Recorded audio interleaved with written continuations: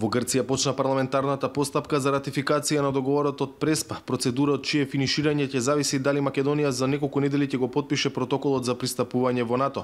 Првите луѓе на владата велат дека сојузниците очекуваат земјава како 30-та членка на алијансата, но и дека Атина треба да го испорача својот дел и не делава да го ратификува договорот. Проценките на владата се дека навистина не делат недели, како што спомнав во изјавата, од шансата Македонија да седне на масата на сојузниците.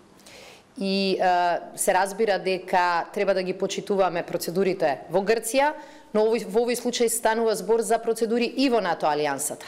За да земјите членки, вклучително и Словенија, го потпишат протоколот за пристапување, потребно е Преспанскиот договор да биде целосно ратификуван. И ние очекуваме оваа недела грчкиот парламент да го исполни својот дел од обврските. Соединетите американски држави, дел од европските сојузници од Скопје, пратија поддршка во пресредна финалната фаза од процесот зимето. Ние во Националната гарда сме горди што сме партнери со војниците на Арама и со вашите граѓани. Вашата армија е распоредена со нашата Национална гарда и заедно со нас беше првата партнерска армија распоредена во Авганистан и обезбеди голем придонес на подготвеноста на нашите сили овде на Балканот. Словенија летос празнуе 15 лет. Словенија годинава слави 15 години од зачленувањето во НАТО и во ЕУ и многу добро знам какви се компромиси и отстапки моравме да правиме како држава за да станеме членка на двата сојузи.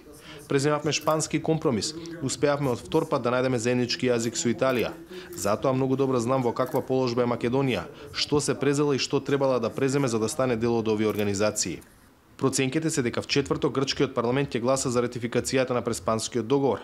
Ако тоа се случи, тогаш отворени се вратите за НАТО да го потпише протоколот за пристапување на Република Северна Македонија во Северноатлантската алијанса. За Гласот на Америка од Скопје, Владимир Мирчевски.